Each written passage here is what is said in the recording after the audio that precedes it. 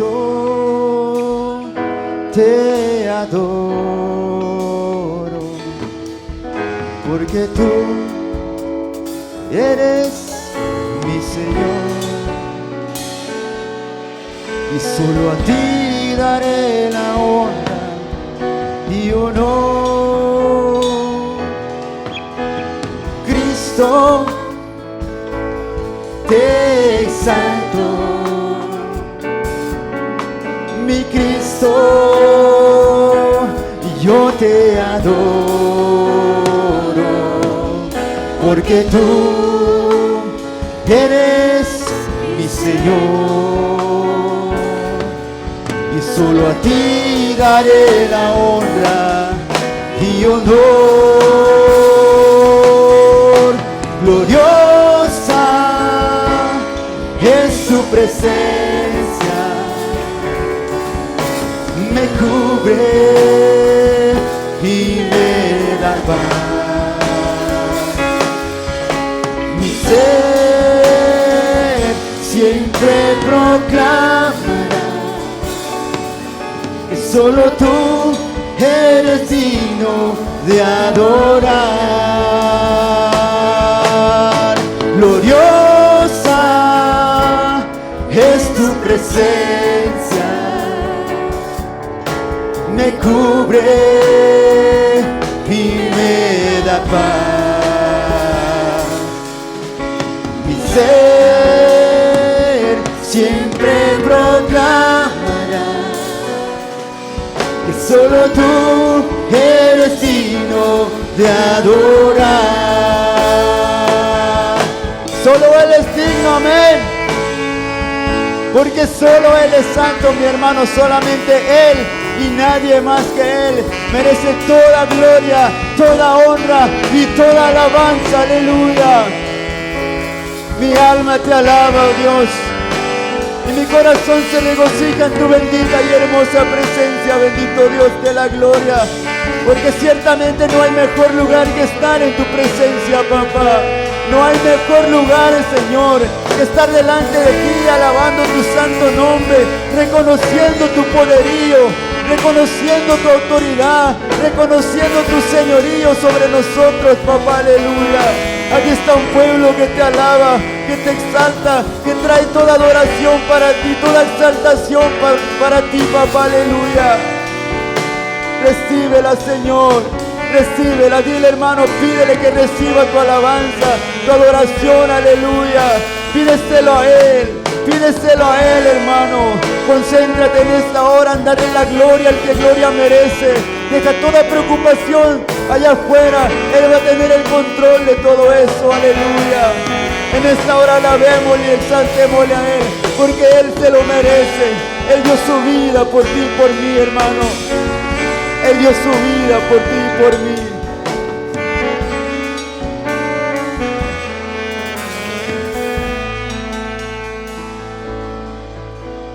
Cristo, te exalto, mi Cristo, yo te adoro, porque tú eres mi Señor, y solo a ti daré la honra y honor. Cristo, te exalto, Cristo, te adoro, porque tú eres mi Señor, y solo a ti daré la honra y honor. Gloriosa es tu presencia, me cubre y me da paz. Mi ser siempre proclamará que solo tú eres digno que solo tú eres digno, que solo tú eres digno de adorar. Gloriosa es tu presencia, me cubre y me da paz. Mi ser siempre proclamará que solo tú eres digno de adorar.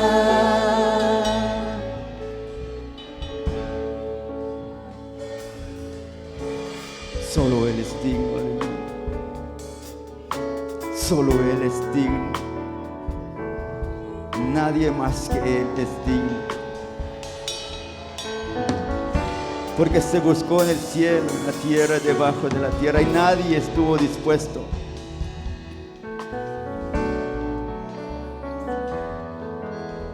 Más que Él. Él estuvo dispuesto a venir a morir por ti y por mí en esa cruz. El mundo allá afuera, hermano, sabe. Todo mundo sabe, hermano, que Cristo vino y murió en la cruz del Calvario. Pero ¿sabe cuál es la gran diferencia entre ellos y nosotros? Que ellos no le dan el valor necesario a la muerte de nuestro Dios, de nuestro Cristo bendito. Y la palabra nos enseña que por eso Él está a la diestra del Padre. Él estaba con Dios y no lo consideró como algo que aferrarse, sino que se despojó de sí mismo, de su deidad. Se menospreció, se hizo menos, se hizo como nosotros y vino a esta tierra y padeció y murió por nosotros. ¿Cómo no le hemos de dar importancia a eso, hermano? Esa es la gran diferencia. Puede haber religiones, puede haber denominaciones, pero todas, si se dicen ser cristianas, tienen que coincidir en esta característica: reconocer que solo Cristo es digno, que solo Él vino a dar la vida por nosotros, que solo Él dio su vida por nuestros pecados cuando no lo merecíamos. Aleluya.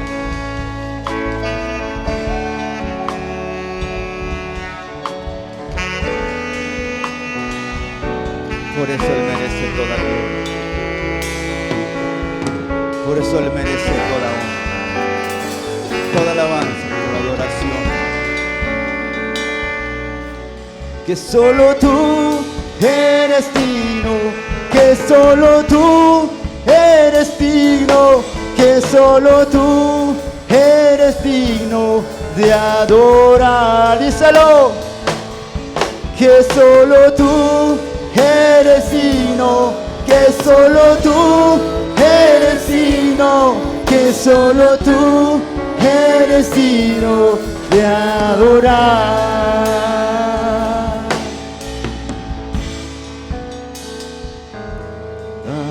Aquí estoy,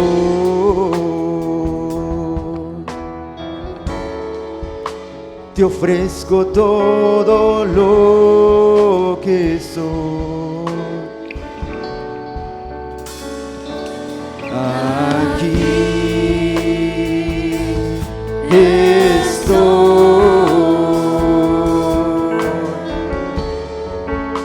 un sacrificio quiero ser.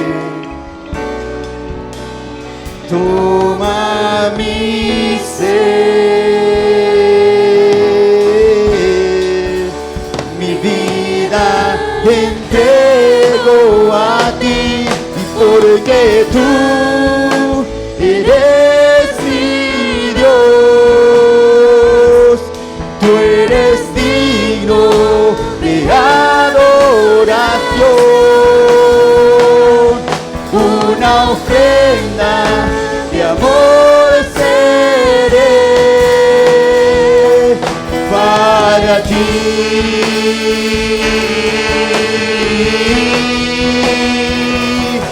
porque tú eres mi Dios y tú eres digno de adoración. Una ofrenda de amor seré para ti. Aleluya, aleluya, mi Señor, aleluya, porque solo tú eres digno, porque solo tú eres digno de toda adoración, de toda gloria, de toda honra, de toda alabanza. Mi alma te alaba, Señor. Mi alma te alaba, Cordero Santo.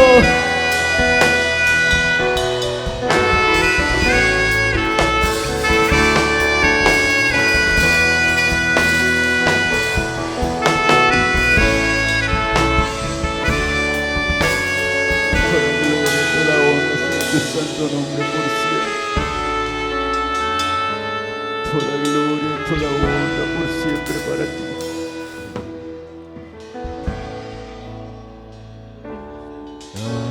Aquí estoy, díselo, hermano. Díselo de lo más profundo de tu corazón.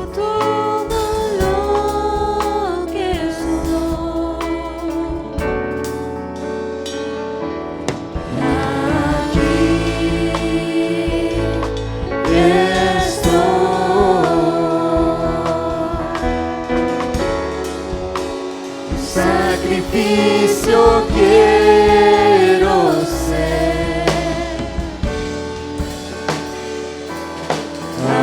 Aquí estoy.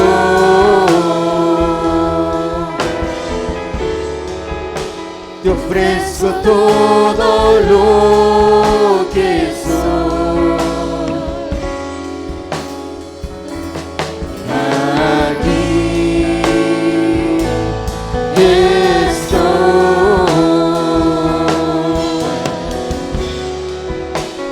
Sacrificio quiero ser. Toma mi ser, mi vida entrego a ti, porque tú eres mi Dios, tú eres digno adoración y una ofrenda de amor seré para ti.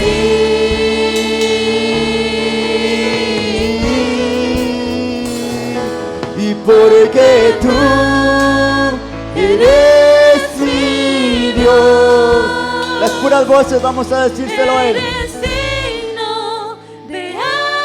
Que se oiga, que traspase el techo de este lugar, que suba hasta el tercer cielo donde Él está sentado en su trono. Aleluya. Para ti, solo para ti, mi Dios.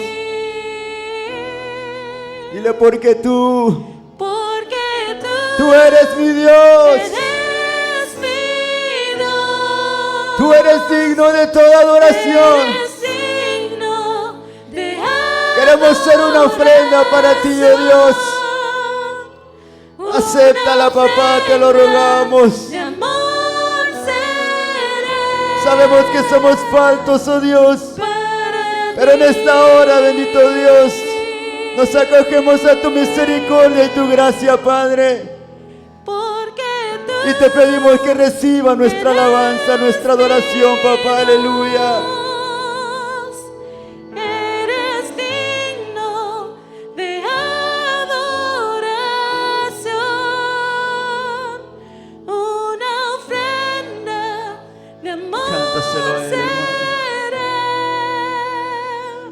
Todos juntos. para ti.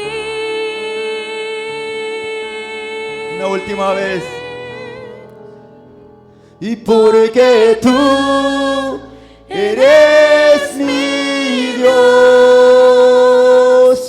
tú eres digno de adoración.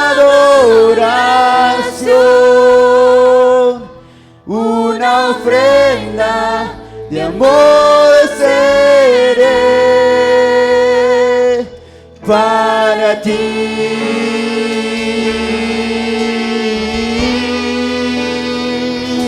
Y porque tú eres mi Dios, tú eres digno de adoración. Una ofrenda de amor seré para ti.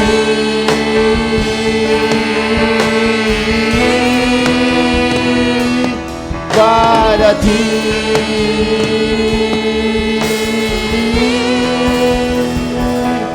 Para ti.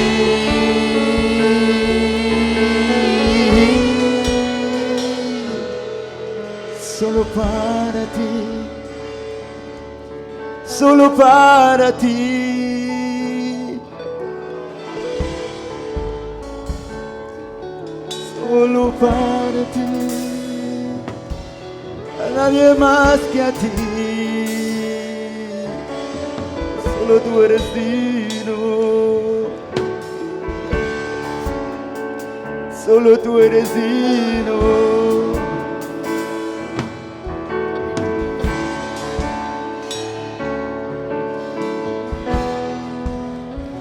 Nadie más que tú es digno.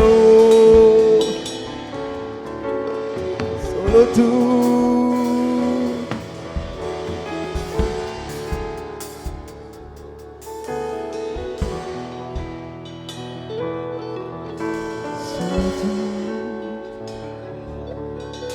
Solo tú.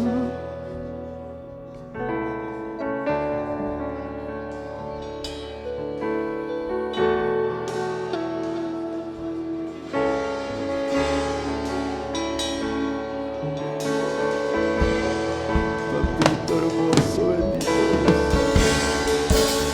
Papito hermoso, bendito sea tu nombre.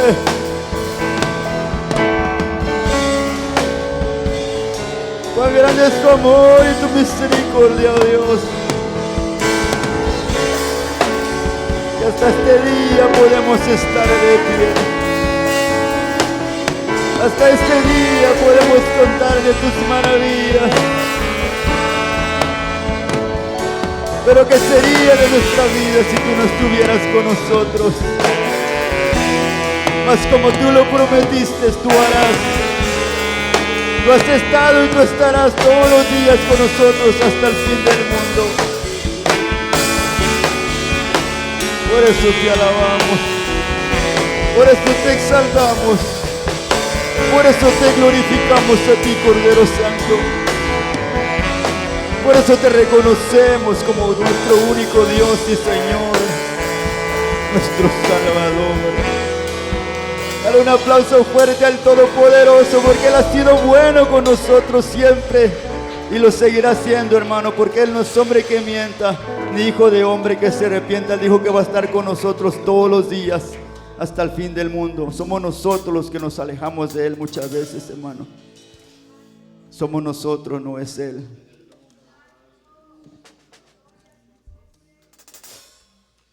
En el segundo libro de Samuel, hermano, el capítulo 6.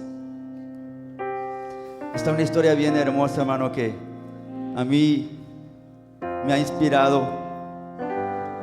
Porque no sé cómo me vea usted a mí aquí arriba, hermano, pero yo era muy penoso y yo era de las personas retraídas. Pues vengo de rancho, hermano. Pero cuando yo, hermano, hace años, le estoy hablando, gracias a Dios y la gloria es para Él. Le estoy hablando del tiempo, años, cuando me convertí, qué sé yo, a los meses, no sé, hermano. Yo dije, Señor, si yo he venido a tu camino, si yo estoy aquí en este día es por tu gracia y tu misericordia, pero si he venido aquí es para darte lo mejor de mí, para alabarte, para exaltarte. Y yo no sé cómo sucedió, hermano, pero yo en ese día me deshice de toda pena, de todo eso que me estorbaba, hermano. Pero una de las razones fue que yo miré este pasaje, hermano. Yo sé que usted ya lo conoce. Cuando David danzó para el Señor después de despojarse de sus mantos reales, y como su esposa, ¿verdad? Usted sabe la historia, se burlaba de él y lo menospreciaba. Pero él le dijo una cosa, hermano, después de escuchar, de dejarla que hablara, y después de escucharla le dijo: pues aún me haré más vil, porque ante tus ojos tal vez sea menospreciado, pero ante los ojos de mi Dios yo seré honrado ante el pueblo de Israel. Y es que, hermano, el Señor merece todo. Y digan lo que digan, hermano, debes de alabarle al Señor con libertad. Desde entonces yo me gozo, hermano, y no me importa lo que digan. Yo le alabo a mi Dios, yo danzo para Él, porque Él es todo para mí, y Él debería ser todo para ti también, hermano. Me gozaré, me alegraré en el Dios de mi salvación. Yo cantaré, yo gritaré ante aquel que me salvó. Aleluya. Él vive, amén. Y Él es digno de toda gloria.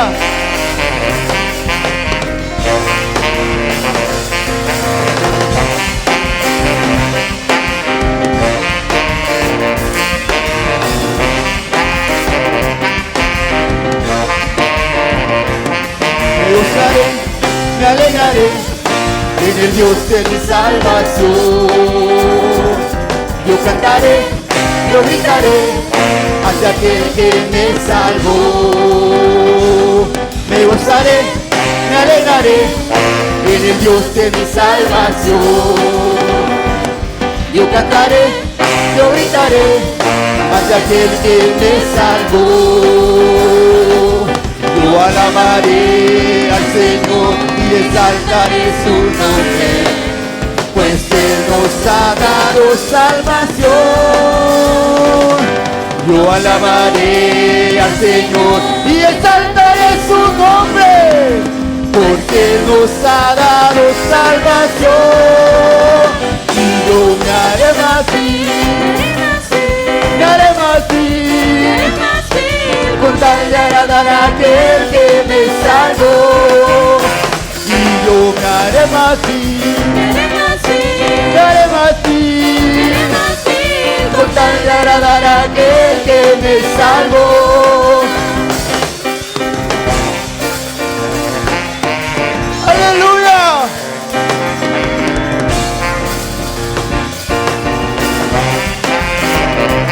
Él vive, hermano, y merece toda gloria.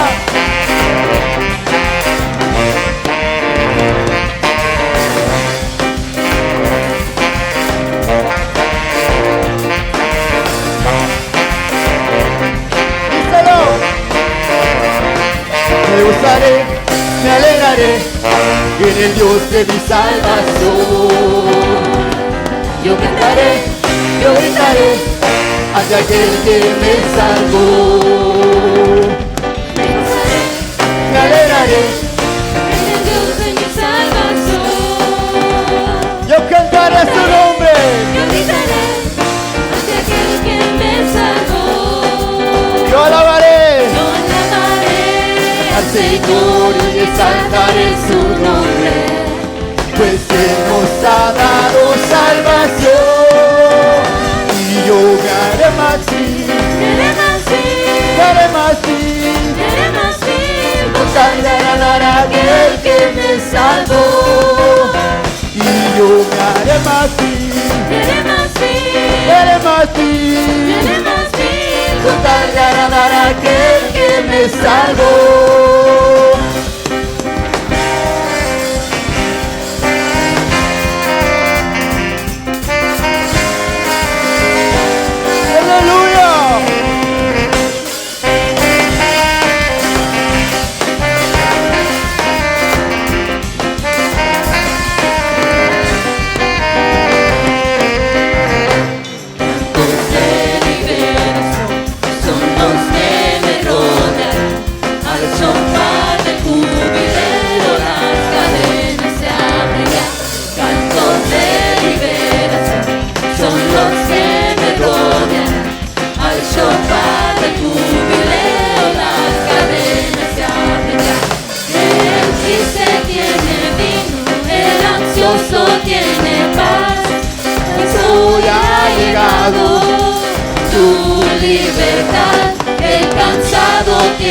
Fuerza, el enfermo sanidad, el pecador se arrepiente y limpio queda ya. Aleluya. Él vive, amén. Él merece toda gloria. Él merece toda honra. Mi alma te alaba, papá.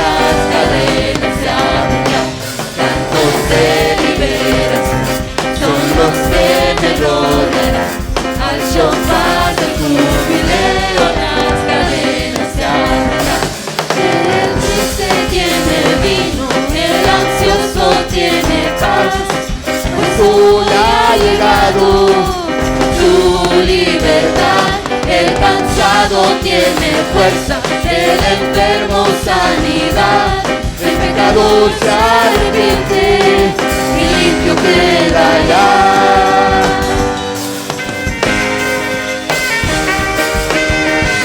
¿Quién es tu capitán, hermano? Es Cristo, amén. Y sus huellas vamos a seguir siempre, aleluya.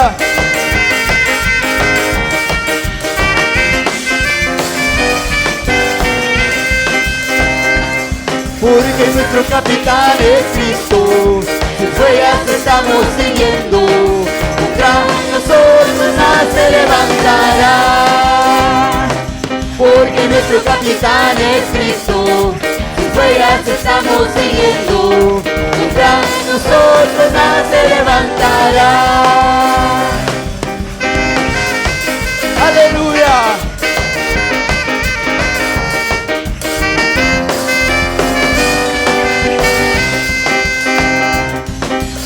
Te alabamos, Señor.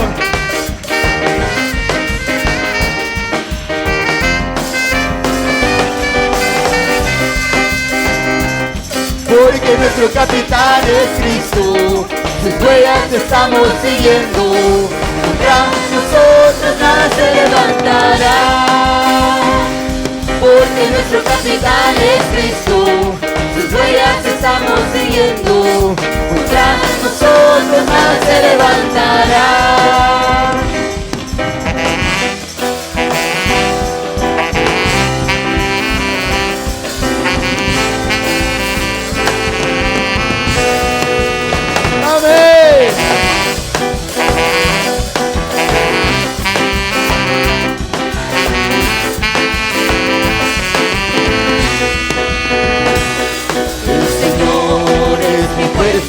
Es mi escudo, mi fortaleza, no temeré.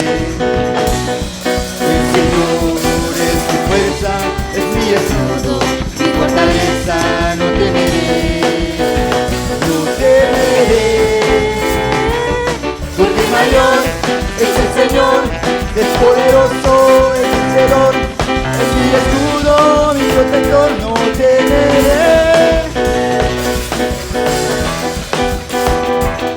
Es vencedor, es mi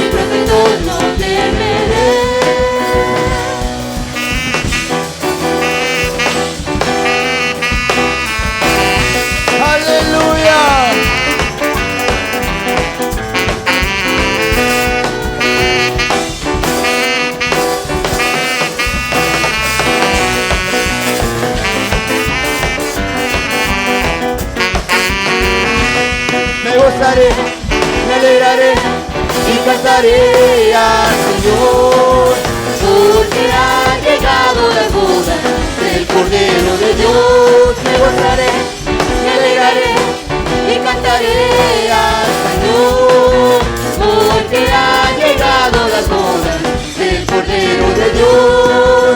y a su esposa Se le ha concedido que se vista de lino fino, lino limpio resplandeciente, para recibir al Rey. Y a su esposa se le ha concedido que se vista de lino fino, lino limpio resplandeciente, para recibir al Rey.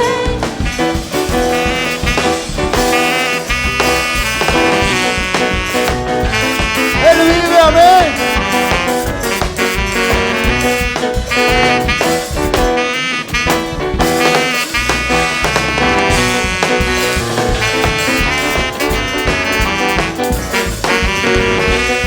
Me gozaré, me alegraré y cantaré al Señor, Porque han llegado las bodas del Cordero de Dios. Me alegraré y cantaré al Señor, porque han llegado las bodas del Cordero de Dios.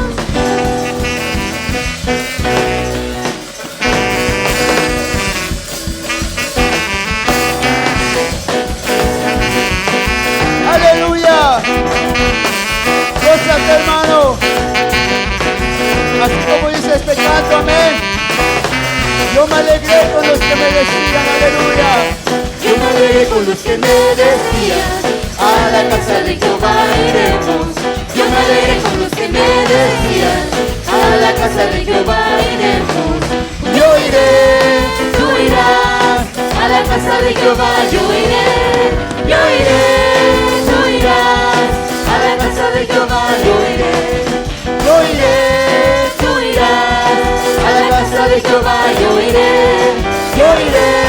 tú irás a la casa de Jehová, yo iré.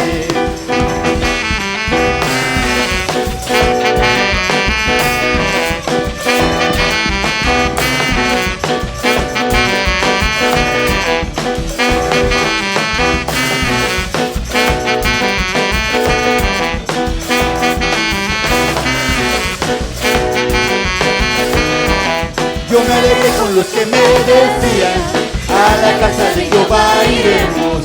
Yo me alegré con los que me decían, a la casa de Jehová iremos.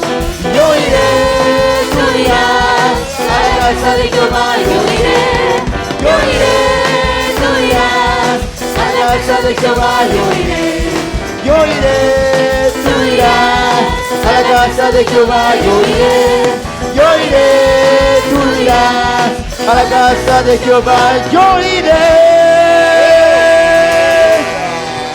Aleluya. Démosle fuertemente ofrenda de palmas al Señor. Aleluya. Iremos a la casa del Señor. Gracias a Dios. Gracias, hermanos, también del grupo de alabanza. El Señor les bendiga grandemente. Bienvenidos, hermanos. Bienvenidos cada uno. Puede saludar si gusta con libertad, y el que tiene cerca de usted, dale una bienvenida. Amén. Bienvenidos a la casa del Señor, hermanos. Esperamos alegrarnos, gozarnos todos juntos y más que gozarnos, según la Biblia se llama regocijarnos en el Señor. Amén. Amén. Vamos a invitar entonces a los niños que pasen a sus aulas, por favor, a sus clases con sus respectivos maestros. Mientras el resto vamos a estudiar un poquito la palabra del Señor. Bienvenido, mi hermano Isidro. Bueno, nos da mucho gusto verle con hermana Lourdes, su niño. Amén. Y a cada uno también de los que estamos aquí ya. Muy bien, todos somos de casa. Abra su Biblia en Hechos capítulo 14. Vamos a estar allí estudiando un momentito la bendita palabra del Señor. Hechos capítulo 14. El domingo pasado estábamos desarrollando un tema muy, aparte de bonito, muy instructivo y muy interesante. Los que estuvieron aquí el domingo pasado se recordarán de qué vimos, qué estuvimos estudiando el domingo pasado, hermanos. A ver si se recuerda usted.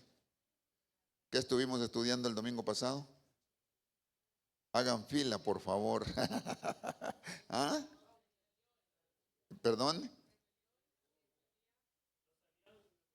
Amén. Estuvimos hablando específicamente de la rebeldía. Y mire qué tema más interesante ese, el tema de la rebeldía. Dijimos muchas cosas muy interesantes, dignos de irlas aprendiendo para que usted y yo no vayamos a caer nunca en rebeldía. Y hay un pasaje en la Biblia que dijo el profeta Samuel, le dijo a David, ¿no sabes que el pecado de la rebelión es como un pecado de adivinación? Se lo puso en la misma categoría. Y uno dice, ¿y cuáles son los pecados de muerte? Entonces los pecados de muerte son los pecados que atientan contra el espíritu. Estuvimos explicando que hay pecados de la carne, hay pecados del alma y hay pecados del espíritu. No es lo mismo una persona que peca con el cuerpo como una persona que peca con el espíritu. Y dijimos que los pecados espirituales, por ejemplo, hermano, un pecado espiritual es consultar a un brujo, por ejemplo, para que le lea la mano, para que le tire las cartas, para que le haga un trabajo de espiritista. Eso es un pecado de brujería, porque la brujería precisamente es un mensaje o una actividad de Satanás, puramente de Satanás. Y entonces, por eso el profeta fue bien duro con aquel y le dijo, ¿acaso tú no sabías que el pecado de rebelión es similar a un pecado de espíritu? Y qué tremendo, hermanos. Y es que le recuerdo eso porque de repente se nos olvida.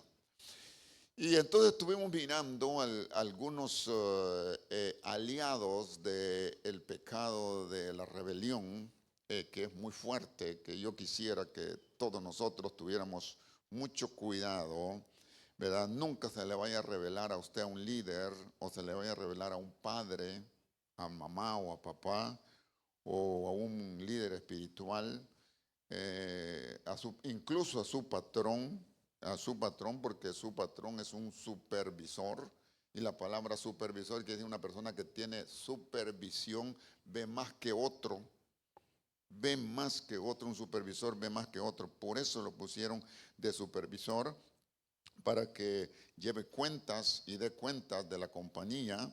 Pero hay gente que dice, no, el supervisor es una persona común y corriente, yo hago como a mí me dé la gana, y se le revela y no sabe que te está revelando a algo que ya está instituido en las leyes espirituales. Por eso lo pusieron. Entonces más vale la pena que nosotros reconozcamos. Fíjese que estaba mirando ahora que en Estados Unidos una persona que hace manifestaciones es digno de que hasta que lo deporten, que le quiten la ciudadanía incluso. Si usted como ciudadano, yo como ciudadano, agarramos una pancarta y nos vamos, no estoy de acuerdo con el gobierno, y andamos manifestándonos y le ponen el lente y después lo siguen y dicen, este no es digno de ser ciudadano, porque ser ciudadano es un derecho. Peormente si es residente, este no es digno de ser residente de Estados Unidos, porque ser residente es un privilegio, no es un derecho, pero es un privilegio el que tiene residencia. Este hay que deportarlo. Y usted dice, pero ¿por qué tan duros con ellos? Porque es rebeldía. Se está manifestando contra el gobierno, está resistiendo al gobierno, a lo instituido, a las leyes, al decreto ya. Entonces, y se llama rebeldía y no le tienen misericordia.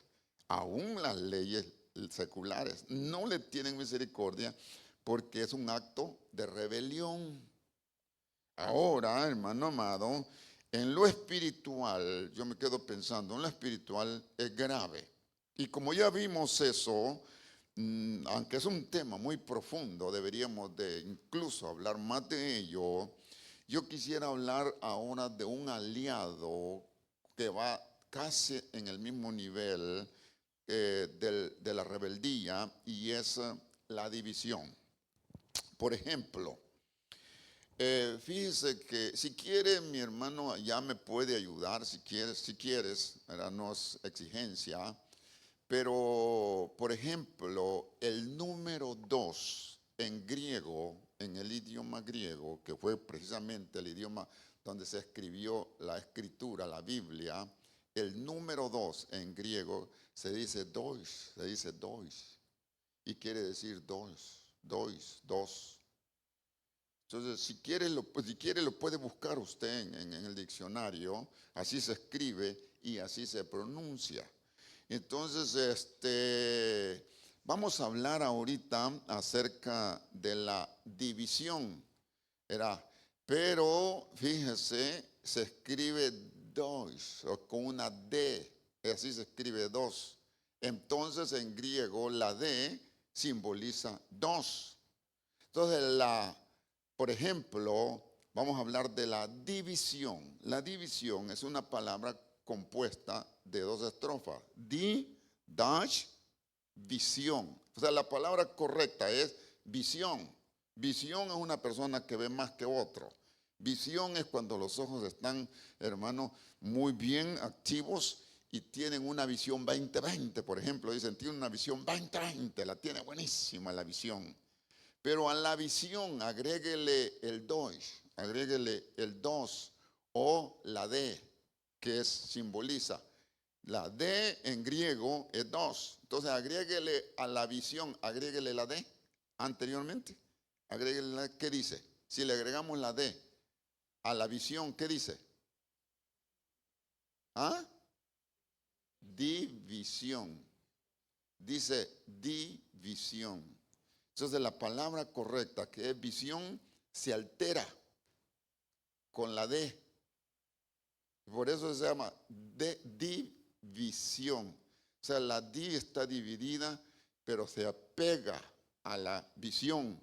Y entonces, nomás que ya no se pronuncia como lo bueno o lo correcto, que es visión, sino es división. O sea, una visión dividida. Es lo que quiere decir.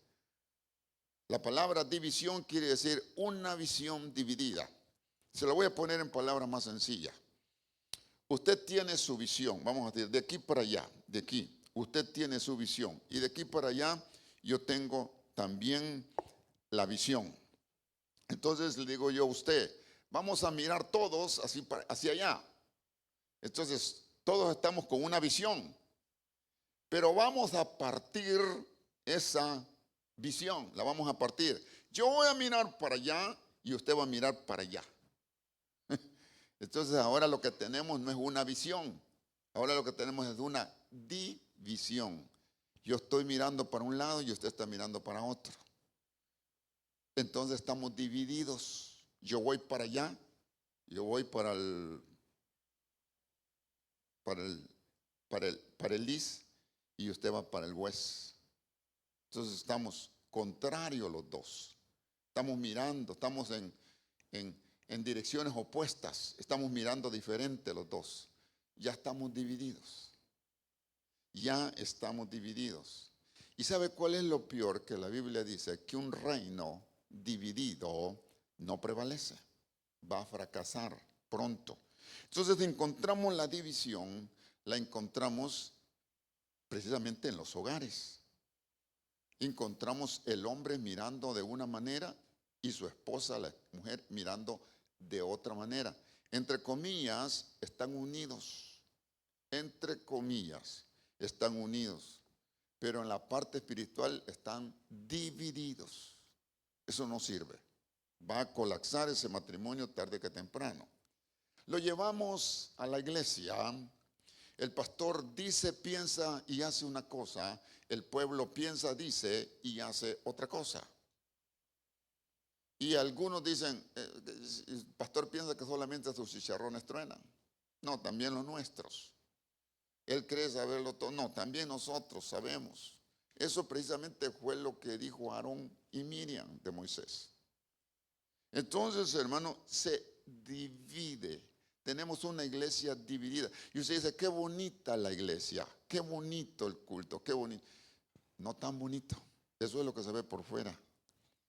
Por dentro está lacreado. Hay una división.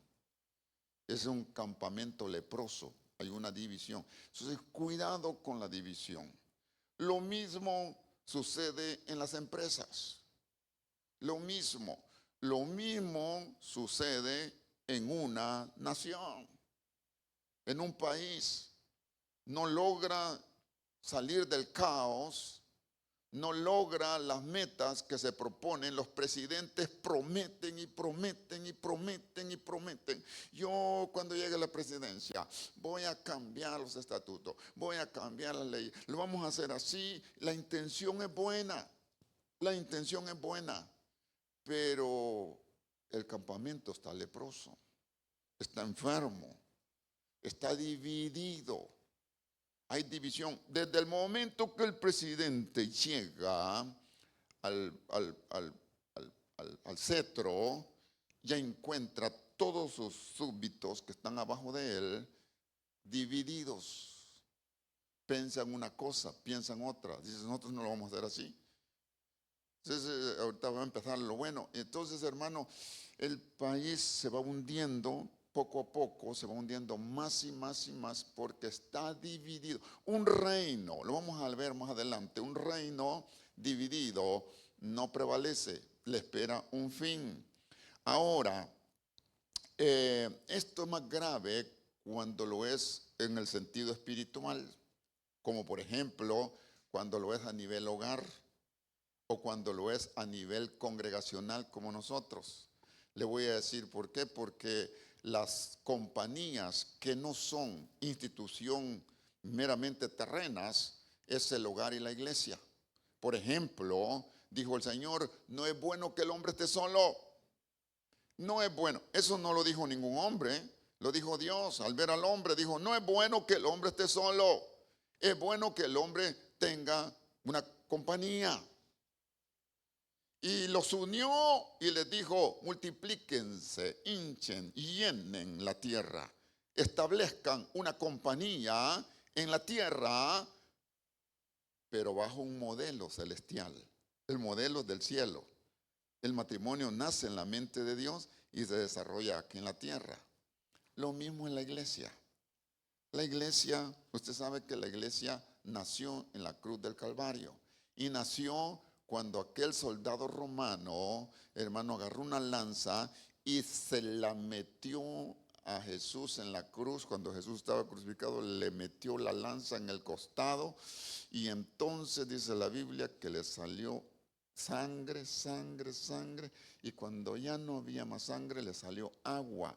El agua denota que ya no hay más sangre.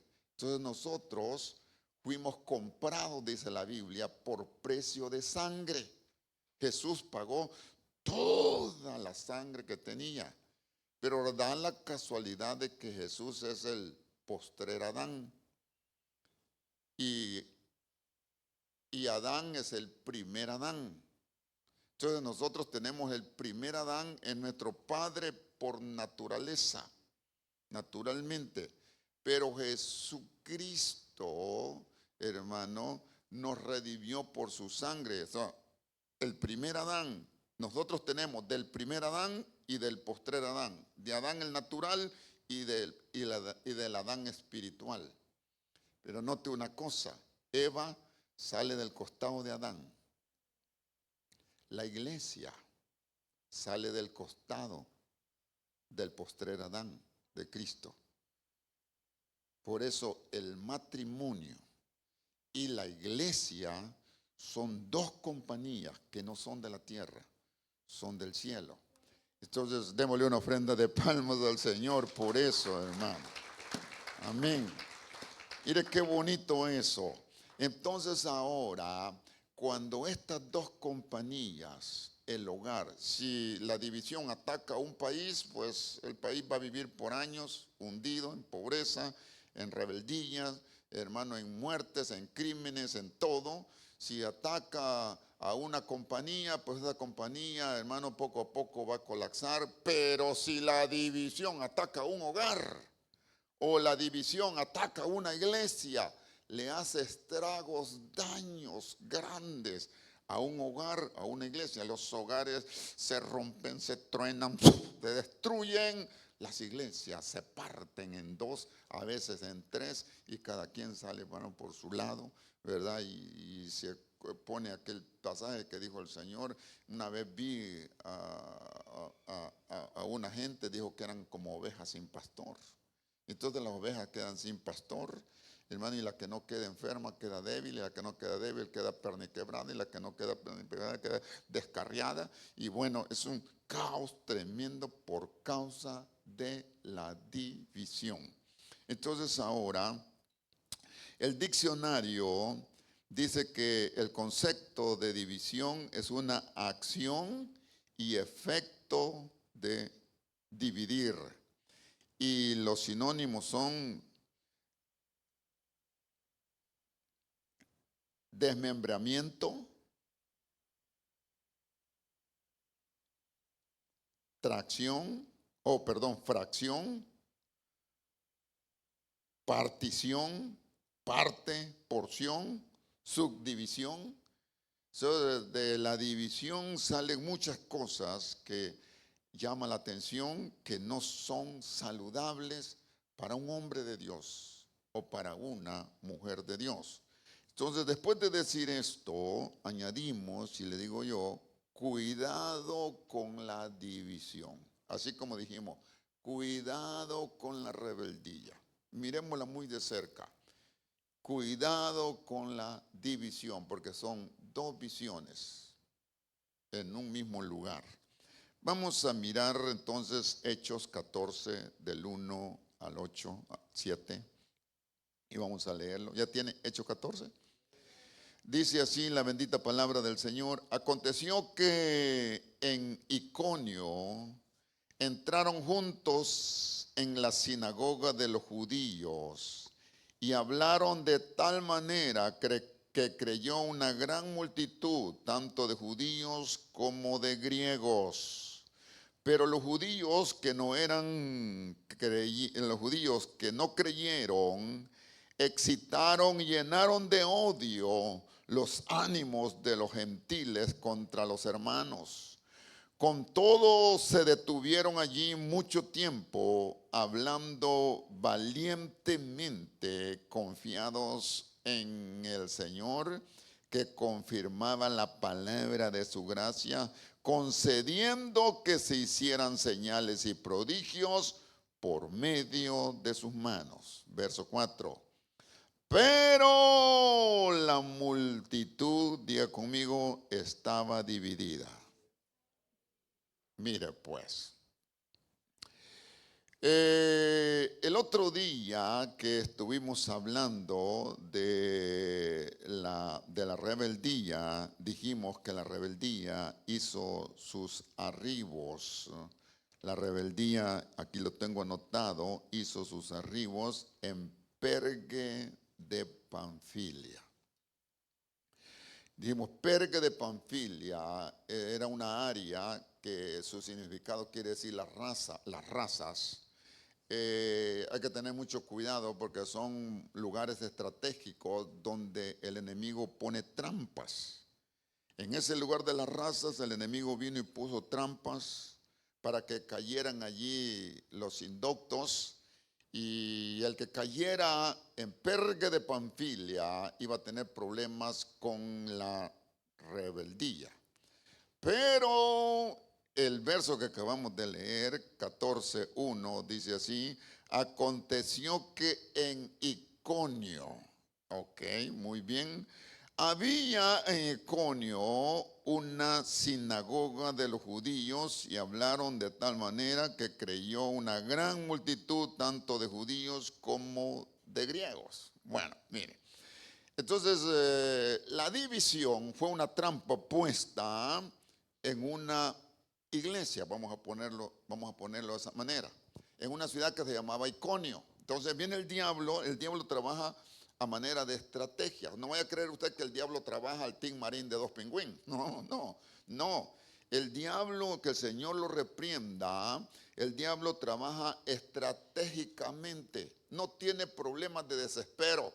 El diablo rondea, sondea, mira, hermano, observa y no ataca, se va. Así dice la Biblia. El diablo, así dice la Biblia, anda como león rugiente, ruge, da vueltas, el león da vueltas, ruge, infunde respeto, infunde temor, infunde miedo a su territorio. Eso hace el león con su presa. Y hermano, y cuando la presa ya está muerta de miedo, ya está cansada y está agotada, entonces el león ataca. Así trabaja el diablo. El diablo no tiene problemas de desesperación. El diablo no tiene problemas, hermano amado, ¿verdad? De una persona desesperada. No, él se toma el tiempo, observa cuidadosamente, y entonces cuando ve el lugar, por ejemplo, pone su trampa para que sea una trampa mortal. Por ejemplo, en Iconio había una sinagoga. Anteriormente las sinagogas tienen la misma categoría de una iglesia. Acuérdese que Israel se quedó sin templo desde el año 70 después de Cristo. Un emperador romano llamado Tito le pasó arado al templo. Y los judíos tenían por certeza que ellos no podían reunirse ni adorar a Dios si no había templo. Entonces ellos se quedaron sin templo. Por eso es que los judíos no pueden adorar a Dios hasta el día de ahorita, porque no hay templo. Y el templo va a ser reconstruido. Lo va a reconstruir el anticristo en los tiempos finales. De hecho, yo estoy asombrado porque dicen que ya, hermanos, tienen la mayoría de la estructura para la reconstrucción del templo en Jerusalén. Pero si usted va a Jerusalén hasta el día de ahorita, todo lo que encuentra es un muro viejo, agrietado y podrido que se llama el muro de los lamentos.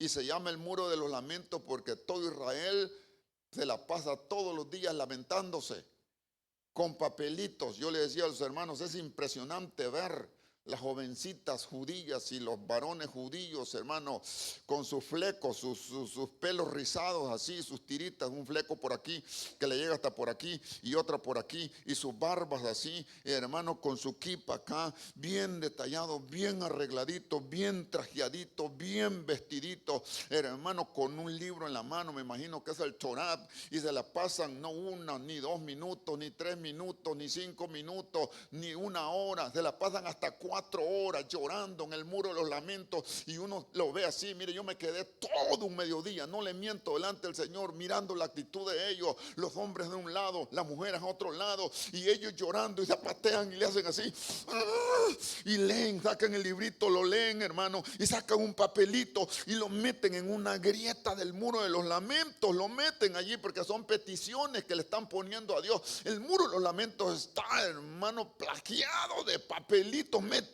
en las grietas viejas que tiene ese muro ya, donde ellos lloran por horas, están llorando, yo no sé, las lagrimotas que le están saliendo, llorando, pidiéndole a Dios algo, que haga algo. Yo me imagino que lo que le están pidiendo es: Dios, haz el templo de vuelta. No tenemos templo donde adorar. Es un lamento de los judíos ortodoxos y los judíos natos, porque no tienen templo donde adorar. Casi más de 2000 años ya sin templo. Entonces ellos vinieron en escasez de templos, pusieron las famosas sinagogas, que las sinagogas pueden ser grandes o pequeñas, pero en las sinagogas son muy respetadas. Por ejemplo, esto nosotros le llamamos el templo. Nosotros estamos mal, este no es el templo. Esto se llama un edificio. El templo somos nosotros, dice la Biblia. Entonces el templo no se puede reunir en el templo. El templo somos nosotros somos el templo de Dios. Cuando nosotros venimos a este lugar, nos convertimos en un templo. Cuando nos vamos de aquí, el templo se va y lo que quedan son 4 paredes. vacías. Entonces, pero nosotros tenemos el concepto de que esta es la iglesia. Y desde pequeño nos enseñaron, cuidado con la iglesia. De tal manera que cuando uno pasamos por una iglesia, ¿sí o no? ¿Sí o no? No, no más ahora.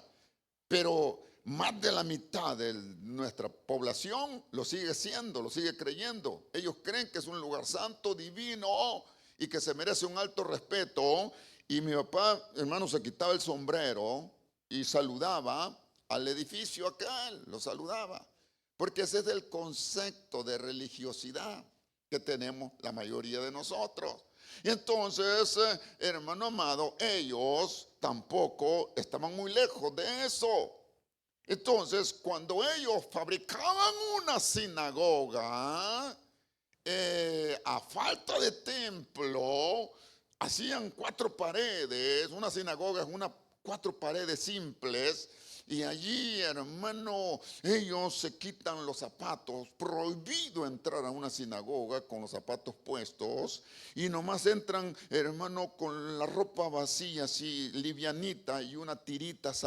Porque las sinagogas no tienen así como las de nosotros, hermano, no, son tierra, piso, así rústico. Entonces traen una toallita y la ponen allí, se hincan, y es un alto respeto para ellos, hermano, esa toallita que traen, y se ponen por horas en la sinagoga, y después de eso se sientan cuidadosamente por hora, y entonces viene el escriba y empieza a leer la Torá o a leer la Biblia. Y entonces ellos, hermano, no tienen templo, acuérdense, no tienen templo, no tienen el privilegio que tenemos nosotros, que somos el templo de Dios. Ellos no tienen templo, lo único que tienen son sinagogas. Entonces las sinagogas se aglomera la gente, mucha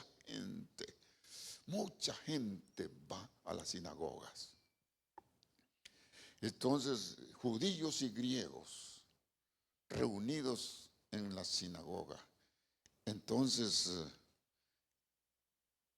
viene el diablo y se da cuenta que es un buen lugar para poner una trampa donde hay mucha gente. Entonces viene el diablo y les puso en Iconio. Esta sinagoga estaba en Iconio, les puso una trampa de división. Y el pueblo cayó en la trampa. Entonces nosotros leemos ahorita. Aconteció que en Iconio entraron juntos a la sinagoga de los judíos y hablaron de tal manera que creyó gran multitud de gente. Creyó el mensaje del Señor. Entraron a la sinagoga de Iconio. Pero después de que mucha gente había creído, verso 2, pero los judíos que no creyeron, los que dijeron, esta es una farsa, esta es una mentira, porque siempre hay, hermano, incitaron a los que creyeron, los ánimos de los que creyeron, de los ánimos de los gentiles contra los hermanos, o sea, los griegos contra los judíos. Hermano, una revuelta, los incitaron, provocaron una revuelta, y después de haber provocado una revuelta, ¡pum!, se creó la división. Se creó una división. Entonces ellos aún con eso siguieron predicando poderosamente porque muchos habían creído en el Señor. Pero la sinagoga estaba dividida en 2. Ellos criaron, ahí dice el verso, ellos criaron la división. El diablo ve donde hay conglomerado y no tiene apuros. Entonces el diablo dice, yo sé cómo hacer fracasar a la iglesia de indios, que somos nosotros. Yo sé cómo. Dice, voy a entrar así sutilmente y le voy a poner una trampa que se llama la trampa de la división. O sea, de división. O sea, la visión que ellos tienen, que es buena, se la voy a partir en 2. O sea, la visión es división. O sea, 2 visiones. Les voy a poner 2 visiones para que ellos no corran en el mismo rumbo, no caminen en la misma meta. No vean lo mismo y vean otra cosa.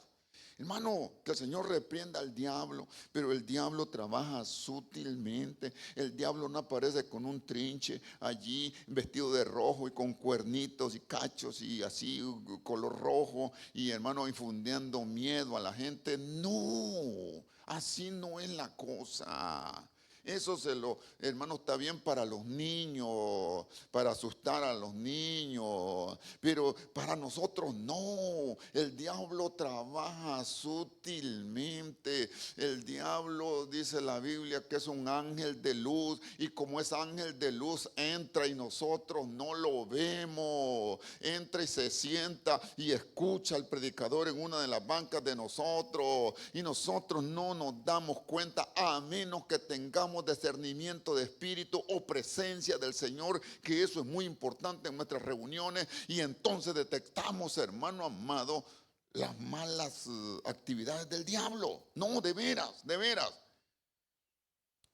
Estaba escuchando un amigo mío que es pastor en El Salvador, y en los tiempos de las maras, terrible, hermano, es tremendo. Yo estuve predicando en Santa Tecla, entonces, y mire, hermano, prediqué un mensaje bien bonito. Y después de haber predicado un mensaje bonito, entonces le digo al pueblo, hermano, vamos a ministrar. Así es que el que quiera venir al altar, hermano, que pase. Y lo hice porque todavía no terminaba el mensaje cuando estaban llorando allí algunos hermanos de la presencia del Señor, impactados, estaban llorando, hermano. Y había una mujer, lloraba aquella mujer, hermano, lloraba. Y mire pues, hermano amado, todo era un circo lo que estaba haciendo. Y se levantó y pasó una mujer como de unos 40, 45 años, pasó y estuvo en el altar, pero estuvo con un ojo abierto y el otro cerrado. Y no nos dimos cuenta.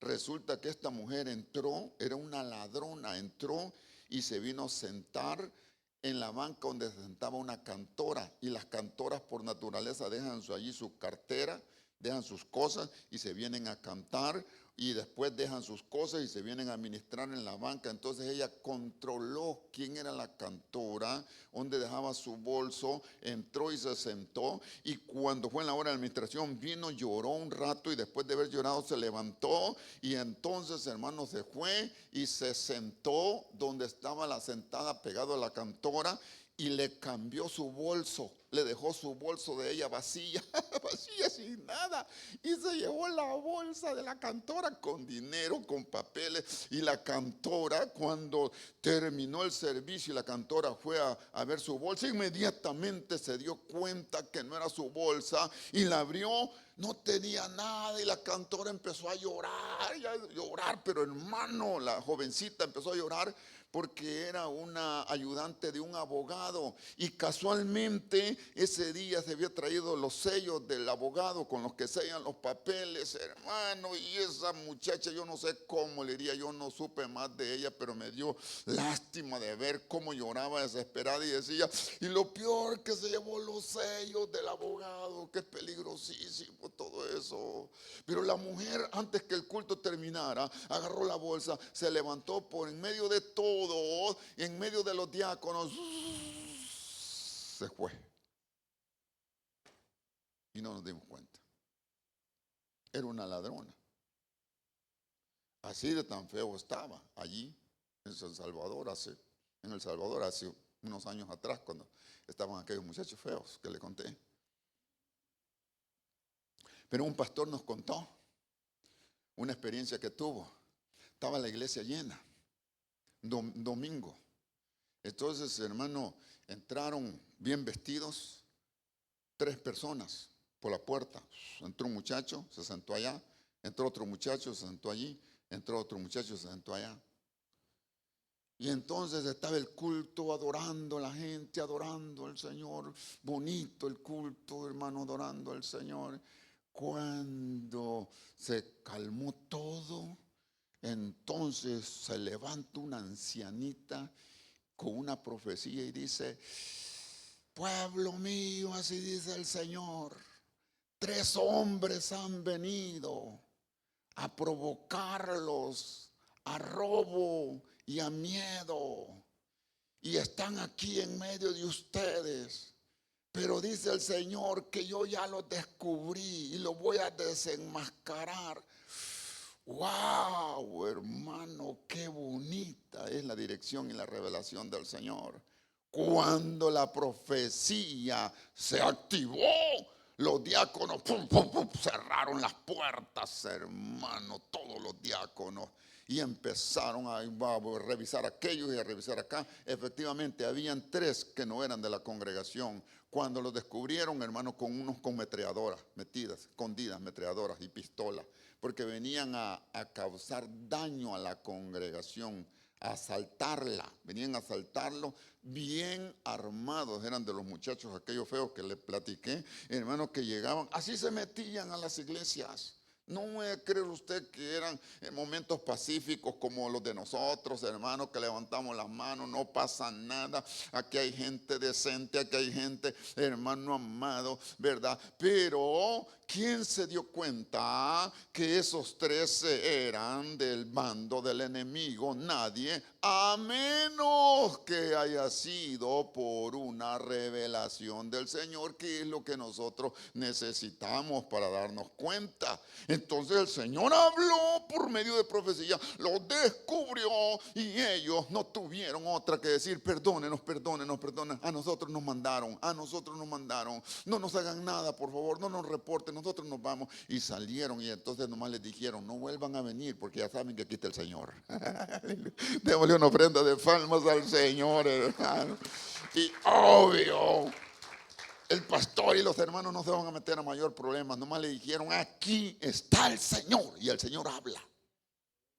Entonces usted tiene que saber que el Señor habla y sabe todo. Y los descubrió a esos maleantes, y se fueron avergonzados, hermano, de ese lugar.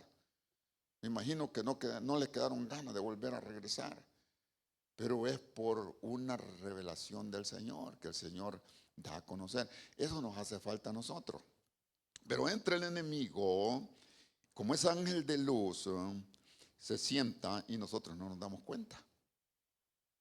A menos que estemos en el Espíritu y que tengamos revelación de Dios. Pero de otra manera no nos damos cuenta, no hay manera. Porque ellos son seres celestes, son seres celestiales. Tienen otro cuerpo que es diferente al de nosotros. Son ángel de luz, le llama la Biblia. Por eso Satanás antes se llamaba Luzbel. ¿Qué quiere decir ángel de luz? Los ángeles son, hermanos, seres de luz. No podemos vernos nosotros a menos que el Señor nos abra y nos deje mirarlos, una visión, que es algo especial. De otra manera, entran, se sientan y siembran su trampa, ponen su trampa. Y la ponen donde hay conglomerado, donde va a causar daño, donde va a haber más daño, lo ponen. Entonces, hermano, fue lo que pasó en la sinagoga de Iconio. Pusieron la división. Y entonces, hermano, al momento cayeron los griegos y cayeron los judíos. Los griegos y los judíos, los griegos gentiles y los judíos natos, originales. Dice, hermano, que los que no creyeron los provocaron a ellos a una revuelta, y la iglesia se partió. Cuando la iglesia se partió, hay una división en la sinagoga, en la congregación, hay una división. Los discípulos siguieron predicando con poder, pero luego se tuvieron que salir y se fueron, porque la iglesia quedó en división. Así trabaja el diablo. O sea, la división la siembra el enemigo. La división no viene de parte de Dios, no es natural. Por eso yo sigo diciendo, cuidado con los hogares, porque el diablo busca los hogares. Y por eso hay tantos hogares partidos. El hombre por un lado, la mujer por otro, los hijos por otro lado. Todos tienen actividades diferentes, y entre más se va arruinando más. Y no hay un hogar estable, no hay un lugar sano, no hay un hogar, hermano, era de poderlo ver como ejemplo a seguir, porque está dividido. Uno hace una cosa, la otra hace de otra manera, uno piensa de una manera, el otro piensa, Y lo más tremendo es que eso no sirve. Es un caos. Va a ser lo peor que pueda hacer ese hogar. Lo mismo pasa en las congregaciones. Entonces, con esto lo que le estoy diciendo es que la división es bien malvada, es un germen del diablo, similar a la rebeldía. Por favor, póngame atención, porque la rebeldía es como pecado de adivinación, es un pecado espiritual, es un pecado de las cuales dijo Juan, ese pecado no deberían de pedir por él, porque es un pecado pesado, muerte. Pero la división es un germen del diablo que lo va a plantar, tarde que temprano, lo va a plantar donde hay conglomerado. Y ahí entramos en peligro nosotros, porque nosotros somos un conglomerado, nosotros somos una asamblea, estamos más de 2 y 3 aquí reunidos. Entonces el trabajo del diablo va a ser venir y poner el germen acá para que nosotros caigamos en división, o sea, tengamos 2 visiones, yo una y usted otra, y entonces esta cosa no sirve. Esta cosa no sirve porque no vamos a llegar a la meta. Entonces ahora, acompáñenme por favor lo que pasó en este lugar. Primera de Corintios capítulo 1. Y obviamente el tiempo es nuestro peor enemigo. No vamos a avanzar mucho, pero vamos a hacer lo más sencillo que podamos esto y al mismo tiempo lo mejor que podamos explicar para beneficio de cada uno de nosotros. Primera de Corintios 1:10 en adelante. Le voy a hacer una pregunta, a ver más o menos usted le atina un poquito a esto. ¿Cuántas iglesias fundó el apóstol Pablo, por lo menos que están registradas? Me imagino que fundó muchas, pero no todas quedaron registradas en la Biblia. Las que quedaron registradas aquí en la Biblia, un más o menos, ¿como cuántas iglesias fueron? 12, 13, más o menos. Ok. Tenemos entendido que Pablo escribió 13 cartas apostólicas, aproximadamente. Entonces, por lo menos deducimos que fueron entre 12 y 13. Ustedes dos están correctos porque estamos incluyendo el libro de Hebreos, que hasta el día de ahorita no sabemos quién lo escribió, pero por su contenido se lo achacamos al apóstol Pablo. Entonces decimos que son 12 más el libro de Hebreos, son 13. Las 3 iglesias no están 100% registradas allí, pero yo pienso que fueron mucho más. Pero estamos más o menos pegándole a ese número. Ahora, otra pregunta. Perdone las preguntas porque esta es una escuela. Otra pregunta. Dígame el nombre de esas 3 iglesias. Vamos a decir que fueron 3 iglesias que fundó el apóstol Pablo, que están registradas aquí en la Biblia. Dígame el nombre de una de esas iglesias donde Pablo habló de más doctrina apostólica. Corintios, Éfesos, Romanos. Le voy a hacer otra pregunta. Este es del día de las preguntas. Más o menos, ¿en qué carta escrita por el apóstol Pablo y a qué iglesia se instituyó la cena del Señor? Corintios. ¿En qué carta y en qué iglesia le hablaron acerca de la señal de la mujer? ¿A qué carta, hermano, le hablaron y le dijeron acerca de la conducta de las mujeres en la Biblia? ¿Cómo debe ser la conducta de las mujeres? Corintios. Y la carta de los Corintios tiene más, si usted se acuerda, me da alguna también, hermano, ¿verdad? Que se haya instituido, pero a la iglesia de los Corintios la dejaron enriquecida con doctrina. La iglesia de los Corintios era una iglesia, dicen, yo no conozco geográficamente, pero dicen que la iglesia de los Corintios estaba situada en un puerto marítimo, como decir Long Beach. o como decir San Pedro, aquí, Puerto Marítimo. Y eso hacía que la iglesia de los Corintios tuviera muchos problemas, porque anteriormente el transporte mayor era el transporte del barco. La mayoría de la gente se transportaban por barcos y llegaban los conglomerados, y llegaban todo tipo de raza, todo tipo de creencia a esos puertos. Y entonces la iglesia de los Corintios sufría mucha devastación por creencia, por conducta, por problemas de índole, de carácter sexual, por ejemplo, carácter moral, por ejemplo, vamos a decirlo mejor, más que sexual, moral, problemas morales que tenía la iglesia de los Corintios. Y por eso Pablo se enfresca directamente a hablarle a la iglesia de los Corintios. De tal manera le habla tanto que la iglesia de los Corintios se vuelve rica en enseñanza. O sea, si usted quiere saber muchos puntos ricos, tiene que ir a primera y a segunda de Corintios. Como vamos a leer ahora en primera de Corintios 1:10. Lea conmigo 1:10, hermano, en adelante de primera de Corintios. Os ruego, hermanos, así dice su Biblia, ¿verdad? Os ruego, hermanos, por el nombre de nuestro Señor Jesucristo, que todos se pongan de acuerdo y que no haya más, diga conmigo, divisiones. Espéreme. ¿Quién lo sopló a Pablo que la iglesia de los Corintios está dividida? Tome en cuenta, la iglesia de los Corintios es una de las mejores iglesias que hay, más llena de doctrina, más llena de instrucción.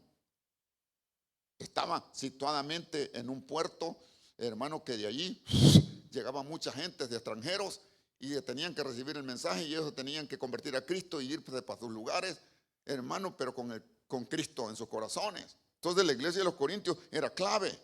Pero en la iglesia de los Corintios hay un problema. Hay desacuerdos y hay divisiones, o sea, dos visiones. Que no hayan más divisiones entre vosotros, sino que estéis enteramente unidos en un mismo sentir y en un mismo parecer. Porque he sido informado acerca de vosotros, hermanos míos, por lo de Cloé. Ahora, aquí vamos a meternos a un problema. ¿Quién era Cloé? Porque para nosotros, si lo juzgamos de primas a primera, Cloé es un soplón o un chismoso barato que le escribió al hermano Pablo y le dijo: mira, hermano Pablo, la iglesia de los Corintios es un caos, está llena de divisiones. Uno piensa de una manera, otro piensa de otra, uno hace una cosa, el otro hace de otra manera, uno dice una cosa, el otro hace otra, y se pelean y se hacen esto y están tirándose el uno y al otro. Mira, ¿y quién eres tú? Soy Cloé. Yo soy el hermano Cloé. Te escribo, Pablo, para que sepas cómo está la cosa aquí dentro de la iglesia. Por eso Pablo dice: yo he sido informado por los de Cloé. Entonces Pablo no expone a Cloé. Cloé es un hermano que para cualquiera es un chismoso, soplón, hermano barato. Pero para otros, como para usted y para mí, Cloé es un hombre celoso de Dios. Cloé está diciendo: en la iglesia se metió un germen barato del diablo que se llama la división, y la división es destructiva, es mala, es un pecado de muerte. Hay que destruirlo. Y yo solo no puedo. Por eso yo le voy a escribir a mi líder, a mi comandante en jefe, que se llama Pablo, y le voy a dar un informe para que venga inmediatamente y salve a la iglesia de los Corintios, porque la iglesia de los Corintios está presa en un problema de división. ¡Ey, hermano! O sea que para usted y para mí, Cloé no es chismoso, sino un hermano celoso de la obra del Señor, de lo que pasa. Este celo debería haber en todos nosotros.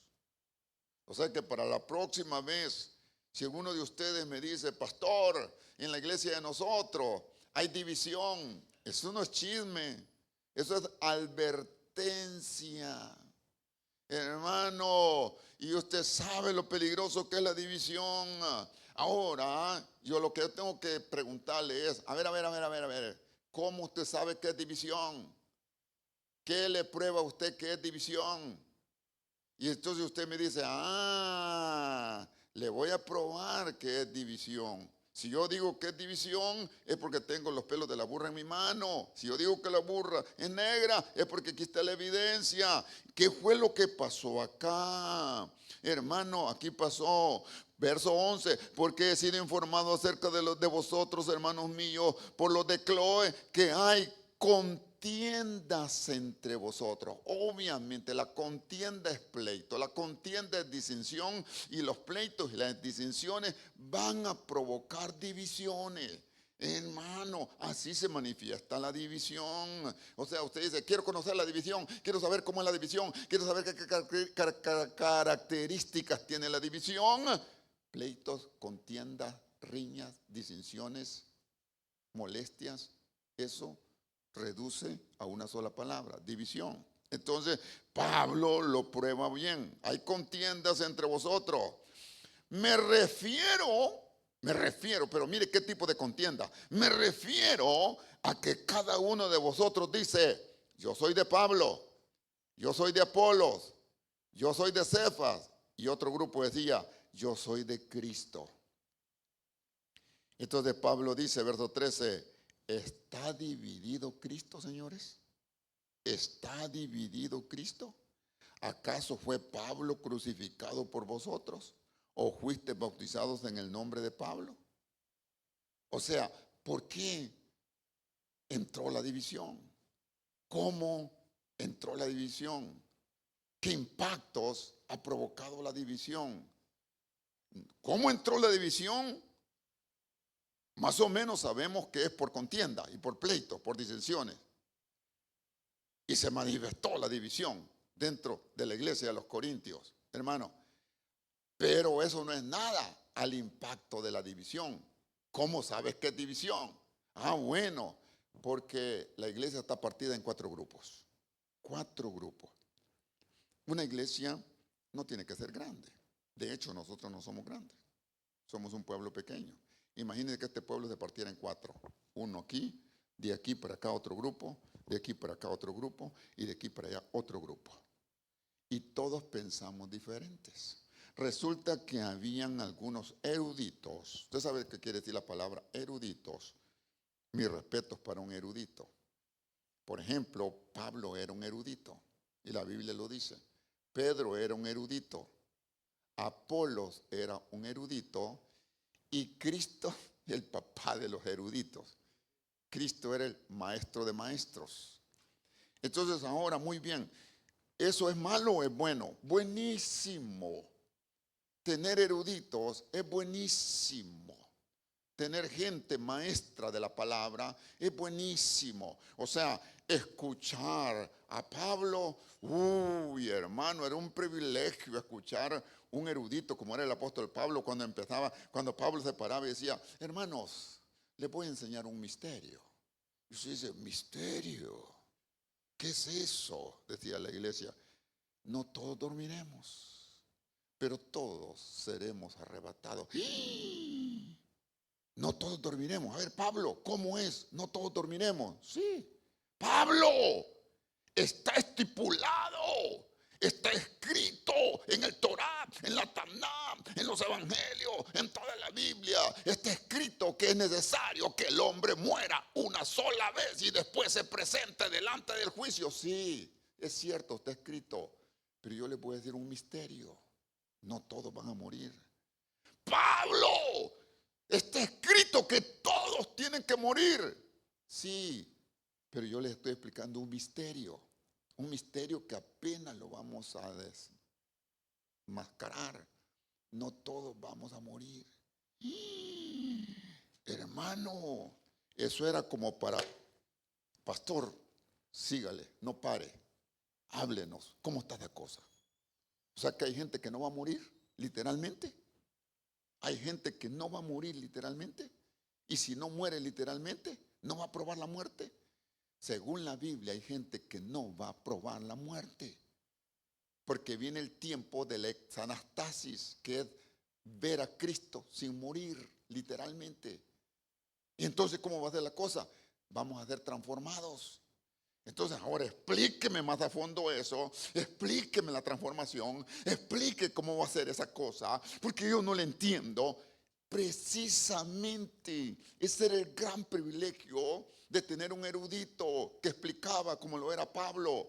Ah, pero no solamente era Pablo, allí de que estaba Pedro también. Pedro era un hermano tremendo cuando explicaba Pedro la palabra, pero no solamente estaba Pedro, estaba Apolo, un natural de Alejandría. Lo que hablábamos el viernes, Alejandría era la mejor universidad del mundo en los tiempos pasados. Estaba situada en Egipto, hermano, y el que llegaba a Alejandría era una eminencia. Apolo fue estudiado, preparado, capacitado en la universidad de ese tiempo, allí en Alejandría. Era una eminencia, era poderosísimo en palabra, en conocimiento, una sabiduría bárbara, tremendo, que se le puso al tú por tú a Pablo y a Pedro.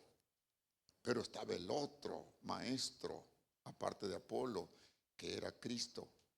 Entonces, tener eminencias como esta es un privilegio. Es un privilegio. Imagine que yo le diga a usted ahorita, hermanos, hoy no voy a predicar yo, le voy a presentar al maestro de nuestra organización, y venga un hermano maestro y hermano y nos enseñe cosas que no son mensajes de pastor, sino mensajes de maestro. Hombre, es como tener un maestro o una maestra, muchachas que son maestras, hermano, y si son didácticas, si son profundas y si son dedicadas y no están vengando un sueldo nomás, sino que se preparan, y a los niños, por muy rudo que sea un niño, hermano, lo sacan de sus ignorancias y lo hacen el día de mañana un verdadero abogado, un licenciado, una persona de bien. Se debió por un buen maestro que tuvo, que sacó tiempo, que se desveló, que estuvo atento, que se le interesó a ese niño, que no solamente estaba por el salario, sino, hermano, dedicado y comprometido a su oficio. Imagínense maestros de esa naturaleza. Hacen falta en nuestras escuelas maestros así, hermano, de diferentes grados, hacen falta. Entonces, eso era lo que la iglesia tenía con Apolo, Pablo, hermano, y Pedro. Aparte de eso, hermano, Cristo. Entonces, ¿eso es malo o es bueno? Dirá usted, es bueno. Pero tiene que tener mucho cuidado, porque las gentes atienden a preferir a algunos y a rechazar a otros, o tantito peor, a endiosar. Entonces la iglesia de los Corintios gozaba de todo este montón de gente que pasaba por ellos y les enseñaba. Entonces, hermano, vino un grupo y dijo, nosotros somos de Cristo. A nosotros no nos interesa el hermano Pablo, ni el hermano Pedro, ni el hermano Polo. Nosotros somos del mero de Cristo. Y no aceptamos de nadie más, solo de Cristo. Y estaba el otro grupo que decía, pues nosotros somos de Apolo. Tremendo siervo Apolo. Nosotros damos la cara por Apolo. Y estaba el otro grupo que decía, pues nosotros somos del hermano Pedro. Qué privilegio ver a Pedro, que la Biblia dice que la sombra de Pedro hacía sanidades. Y cuando Pedro llegaba y les contaba testimonios y les hablaba, y ellos acababan con la boca abierta y decían, hermano Pedro, Pedro, Pedro, Pedro. Y el otro grupo, pues nosotros somos de Pablo, y a toda honra somos del hermano Pablo y no aceptamos de otro. Hermano, la pequeña iglesia de los Corintios está dividida. Está dividida. O sea, el diablo entró Y puso una división terrible en ellos. Y Pablo, cuando Chloe y los de Chloe le avisan a Pablo: Pablo, vas a tener que venir a Corinto. Pablo, saca tiempo. Pablo, haz lo que sea. Te vamos a pagar el vuelo para acá, el pasaje, te lo vamos a pagar. Pero ven y corrige a la iglesia de los corintios, porque este es un desastre. Está partida en cuatro. Un espíritu de división. La gente no piensa igual, la gente no cree igual, la gente, hermano amado, está mirando para un lado y mirando para otro. Esto no va a ningún lado, esto no va a ningún lado. Entonces Pablo dice: ¿cómo es posible? Verso 12: me refiero que cada uno de vosotros dice: yo soy de uno, yo soy de otro, yo soy de otro, yo soy de otros. Verso 13: hermanos de Corintios, ¿está dividido Cristo? ¿Usted qué cree? ¿Está dividido Cristo? Y ellos callados, hermano. ¿Acaso fue Pablo quien fue crucificado? ¿O Pedro? ¿O Apolos? ¿Ah? ¿Para que ustedes estén defendiendo nuestra causa? ¿Acaso, hermano? Y los confrontó. ¿O fuiste bautizados en mi nombre? A ver, dijo Pablo. A ver, ¿a quiénes yo he bautizado? ¿Usted sabía que Pablo no bautizaba? Mire cómo dice aquí, mire cómo dice, verso 14. Doy gracias a Dios que no bauticé a ninguno de vosotros excepto a Crispo y a Gayo, para que nadie diga que fuiste bautizados en mi nombre. O sea, Pablo se cuidaba. Y le decían: Pablo, bautízanos, Pablo, bautízanos. No. Yo tengo mis ayudantes. A ver, hermano fulano, hermano cuarto, hermano tercero, hermano. Bauticen, por favor, bauticen, hermano, bauticen. Y entonces Pablo se cuidaba. ¿Sabe por qué se cuidaba? Porque después me decían: yo fui bautizado por Pablo. ¿Y tú por qué fuiste bautizado? A mí me bautizó Pablo. Y entonces, hermano, Pablo dijo: no, doy gracias a Dios que a los únicos que bauticé fueron estos dos hermanos. A los demás, a nadie, para que ustedes no anden diciendo que fueron bautizados en mi nombre. Hermano, porque son capaces después de que decir: hermano, nosotros, ¿en qué bautismo fuiste bautizado? En el bautismo de Pablo. Yo no he bautizado a nadie, dijo Pablo. Yo no he muerto por nadie, para que ustedes me estén siguiendo a mí, o estén siguiendo al hermano Cefa, o estén siguiendo al hermano Apolo. Aquí el grande es el Señor, aquí el único es el Señor, aquí el único que vale la pena servir, adorar, hermano, servirle y hacer todo lo que podamos es el Señor. O sea, una sola visión: o te enamoras del Señor, o te enamoras del Señor. Una sola visión.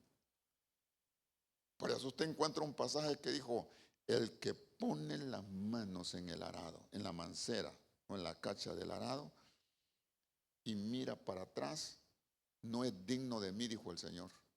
Porque mirar para atrás es quitar la visión del Señor y ponerla en otro. División.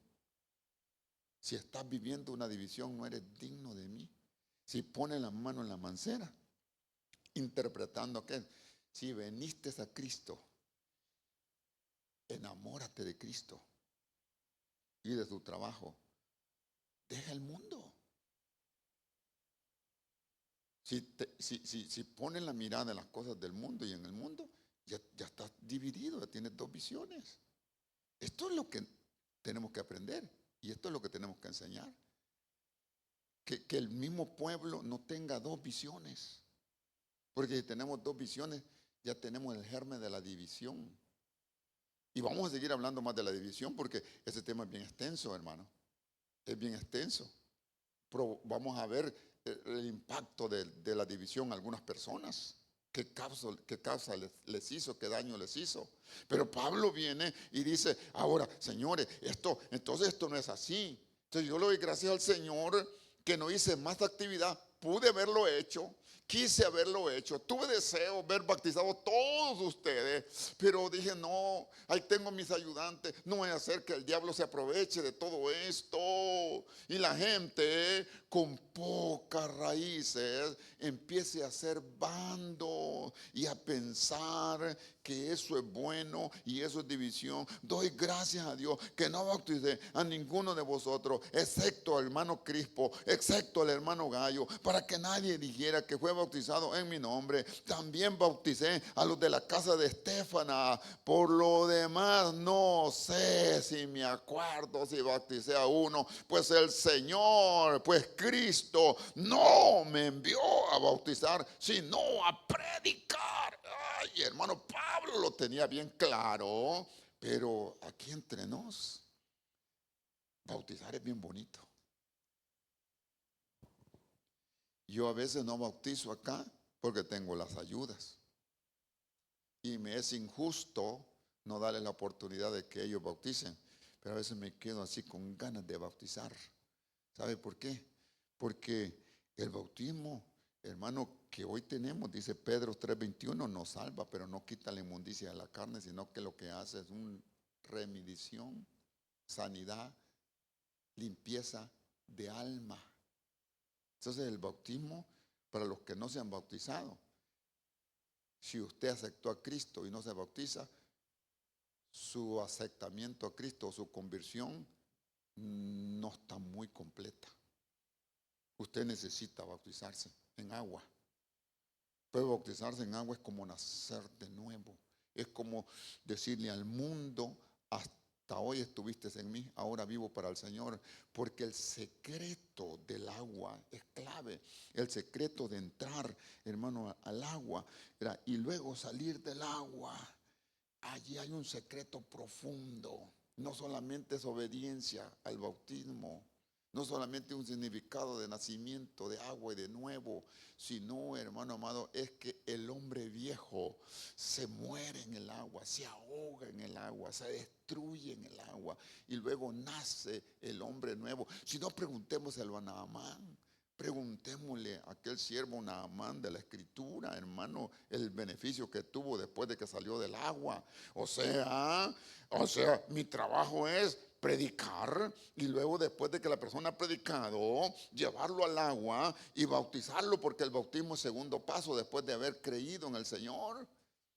Es bautizarlo y después de bautizarlo le recomiendo que consiga una iglesia donde un conglomerado como este para que siga aprendiendo más del Señor y se desarrolle y se convierta en un siervo y una sierva del Señor, convertido, hermano, al Señor, bautizado por agua, bautizado por el Espíritu Santo y ahora capacitado y enseñado por medio de la palabra del Señor. ¿Y quién dice que esa persona no es salva?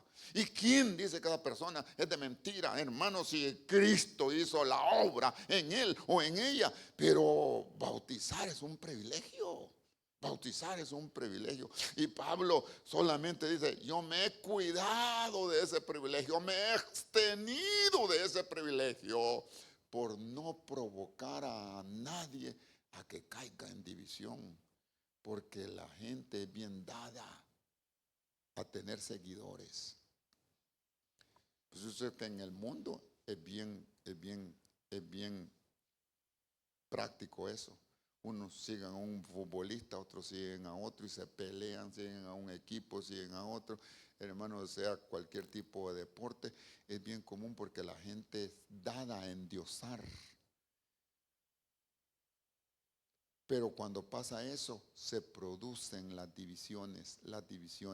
En el mundo no hay mucho impacto porque después de todo el mundo está muerto en sus delitos y pecados, pero en la iglesia es un impacto tremendo. Lástima que ya no hay más tiempo para seguirle dando más pasajes de la Escritura para que usted vea lo tremendo que es, hermano amado, ¿verdad? Y lo dañino que es la división. Entonces concluimos con esto. La división es dos visiones en un mismo lugar. Uno mirando para allá y los otros mirando para allá. Jesús dijo, ni siquiera Satanás está dividido. ni siquiera Satanás, que es malo, está dividido. Y si Satanás está dividido, entonces ese reino está pronto a colapsar, porque la división hace eso, hace que colapse pronto lo que se ha establecido. Entonces, ¿qué es lo que tenemos que hacer usted y yo? Darnos cuenta cómo siembra Satanás el germen de la división por medio de insatisfacciones, por medio de riñas, por medio de pleitos, por medio de bandos que no tienen mucha raíz en conocimiento, y hay que darles el conocimiento adecuado para que logren entender que la división es mala, destructiva. Y por el otro lado, todos nosotros preocuparnos que el Señor nos dé ojos y visión buena, hermano, era para poder que Él nos revele saber cuándo el enemigo viene, porque el trabajo del enemigo precisamente es entrar a los conglomerados y sembrar, poner la trampa de división. Y no nos damos cuenta cuándo entró, cómo entró, quién lo hizo. Solamente nos damos cuenta cuando tenemos el problema encima. Decimos, ¡wow! Ahora, termino con esto. Un día, dice la Biblia, el Señor iba por unos sembrados. Y cuando iba por los sembrados, se dio cuenta de que eran sembrados de trigo, pero que el trigo tenía una planta macha que no daba trigos, y se llama cizaña y se parece con el trigo. Entonces iba con sus discípulos, y cuando vienen a ver, hermano, el trigal no es trigo, es cizaña. Entonces el Señor dijo, ¡ay! El diablo lo hizo. El diablo, que es malo, sembró la cizaña. El diablo siembra cizaña.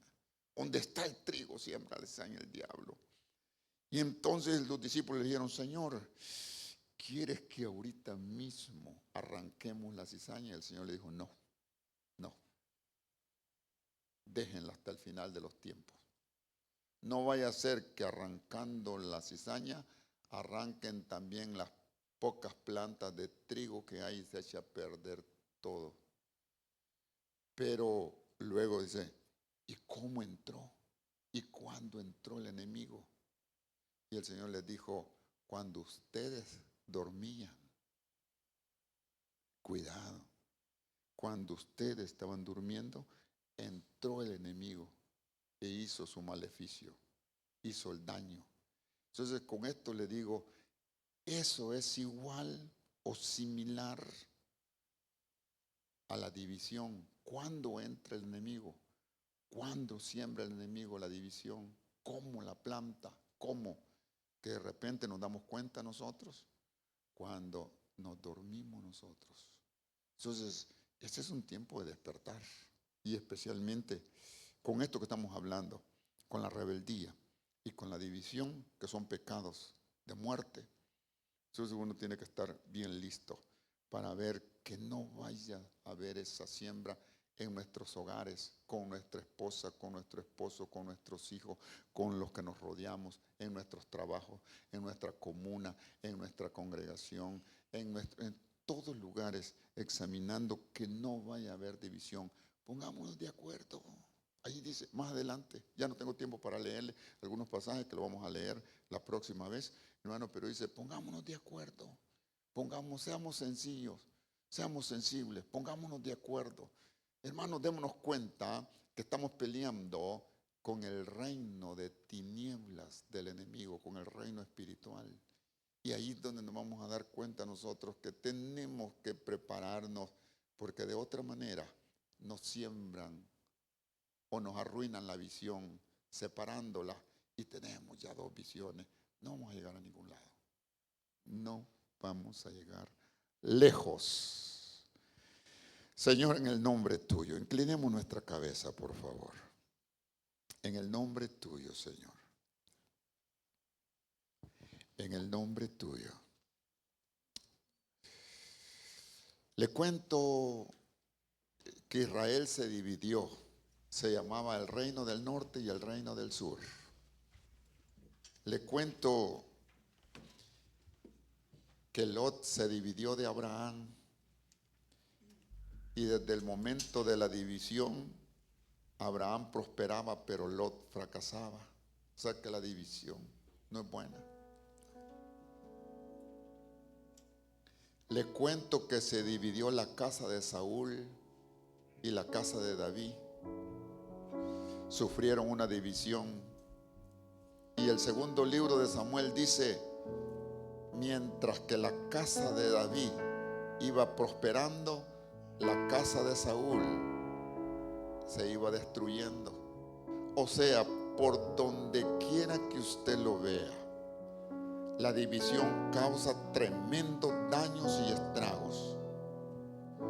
Incluso los pastores vamos a tenernos que dar cuenta que la división del pueblo del Señor, de nombres y de organizaciones, no nos ha llevado a ser fructíferos y arreglar esas indiferencias que hay.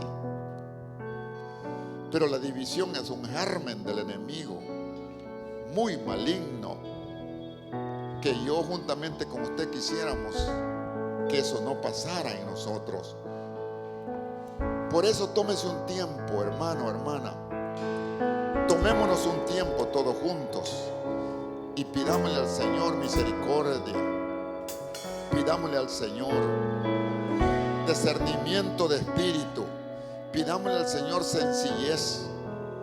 Y si usted se da cuenta de que hay algún germen de división en su corazón, en su mente, en su vida, en su hogar, en su iglesia, en su territorio donde trabaja, arreglémoslo inmediatamente. Esto no se trata de brincos y saltos. Se trata de ser honestos y de decir: en mi casa hay división, en mi territorio donde yo me muevo hay división. He descubierto en mi corazón división, he descubierto en mi hogar división, he descubierto en mi iglesia un acto de división, dos visiones. Arreglémoslas, arreglémoslas, por favor, en el nombre del Señor. Padre, en el nombre de Jesús te presentamos esta pequeña congregación, rogándote que tú nos sanes, Señor, y que nos permita, Dios de la gloria, no vivir en división, ser un pueblo saludable, ser familia saludable, estar en un mismo espíritu, estar en una misma compañerismo, estar en una misma visión. Señor, por favor, Dios de la gloria, aquí estamos hombres y mujeres con ganas de hacer tu voluntad, con ganas de agradarte a ti, y estamos en el mismo barco, estamos en el mismo lugar. Queremos tener el mismo espíritu, el mismo sentir, el mismo amor. Señor, la misma visión. No permitas que uno tenga una visión para un lado y otros para otra. No lo permitas, Señor. No permitas divisiones, no permitas distinciones, no permitas pleitos ni riñas, Dios del cielo. Dame un corazón sencillo, Señor, y humilde. Aprender que yo trabajo para el reino del Señor. Hazme trabajar en equipo, Señor. En el nombre tuyo, Padre. En el nombre tuyo, Señor. Presentamos a esta congregación. Yo oro por esta congregación. Yo pido misericordia. Por favor, Jesús. Dentro de mí, sin su presencia. Gracias por tu palabra en nuestras vidas, Señor Jesús. Por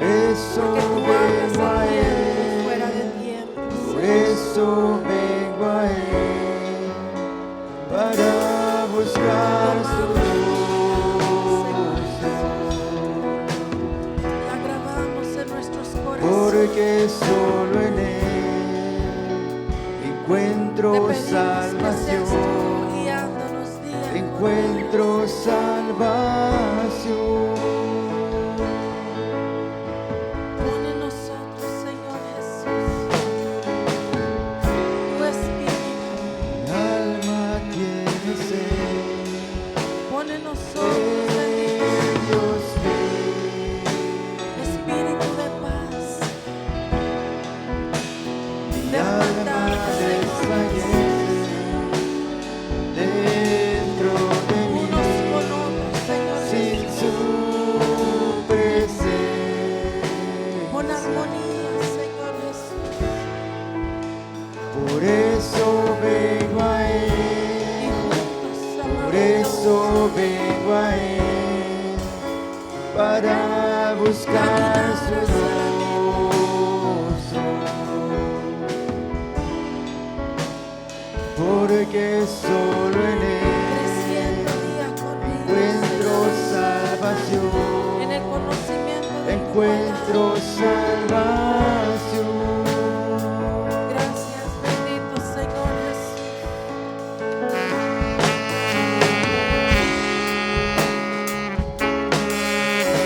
Gracias, amado Dios, por tu palabra en nuestras vidas. Danos oídos para escuchar.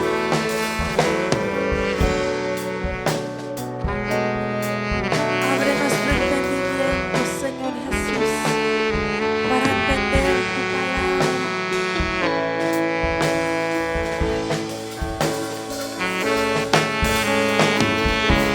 Gracias, Señor Jesús.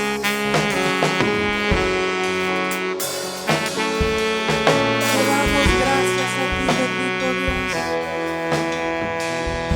porque sabemos que tú nos has hablado.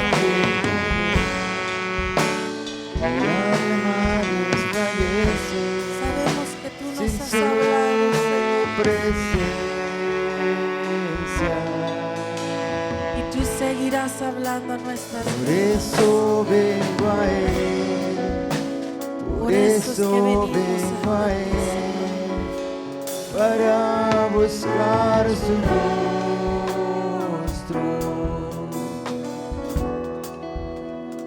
porque solo en Él encuentro salvación, encuentro salvación.